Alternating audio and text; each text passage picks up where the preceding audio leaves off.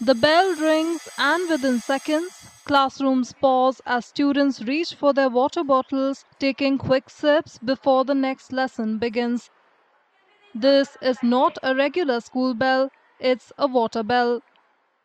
In classrooms across Delhi, this simple sound has taken on a new meaning, a reminder to stay hydrated as temperatures continue to soar across the national capital. With temperatures crossing 40 degrees Celsius and a yellow alert in place, schools have introduced the water bell that rings every 45 to 60 minutes to remind students to drink water and stay hydrated. हमने बच्चों को कहा है कि हर period के बाद उन्हें पानी पीने की स्वतंत्रता दी है हमने कि वो पीरियड जैसे ही बेल बजेगी उसके बाद बोतल निकालेंगे और उस पानी को पिएंगे। हमने जो ड्रिंकिंग वाटर है उसमें अरेंजमेंट किया है कि वाटर कूलर लगवा करके उन्हें ठंडा उसका प्रेशर बढ़ा दिया गया है जिससे कि बच्चों को ठंडा पानी मिले और बोतल भरने के लिए वो उन्हें हमने ये फ्रीनेस दी है कि वो कभी भी बोतल भरने के लिए अपने ड्रिंकिंग पॉइंट तक जा सकते हैं। Students say the new water alert system has helped them stay more mindful about staying hydrated during the hot summer days. वो वाटर बेल अलार्म बजती है जिसमें हमको पानी पीना होता है ताकि फिर हम हाइड्रेटेड रहे। क्यों ऐसा क्यों बोला गया? ऐसे इसलिए बोला गया क्योंकि बहुत गर्मी हो रही थी और ताकि फिर हम पानी पीते रहे। तो फिर घर का क्या क्या यहाँ पे गर्मी से बचने के लिए क्या क्या लिक्विड लेते हैं?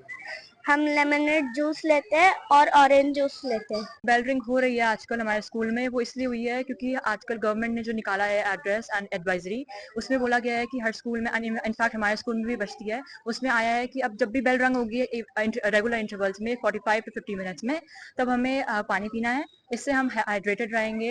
And even our school has introduced and advised us to bring seasonal fruits like watermelon and mangoes and even vegetables like cucumber, ताकि हम हाइड्रेटेड रहें एंड हम अपना पूरा डे कैरी आउट कर सकें।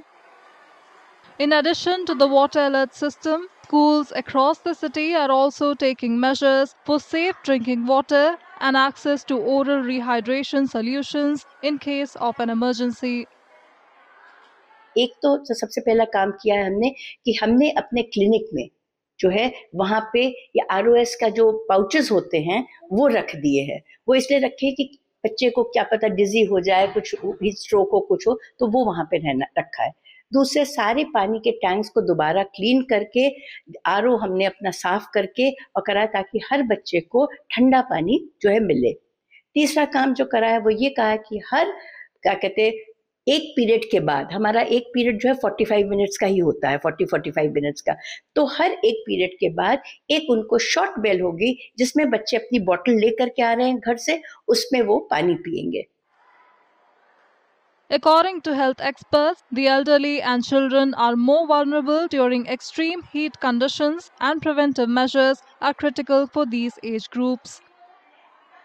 जैसे 65 साल से ज़्यादा उम्र वाले लोग या 5 साल से कम वाले बच्चे जो होते हैं उनमें ज़रूर ज़्यादा खतरा होता है, क्योंकि ये ना बॉडी को उतना कंपेंसेट नहीं कर पाते हैं, एक्लिमेटाइज नहीं कर पाते हैं, और इनको कोई स्पेशली बुजुर्ग लोगों को कोई ना कोई एक कोमॉर्बिडिटी या बीमारी होती है जिसमें कि उनको इसका खतरा ज़्यादा हो सकता है।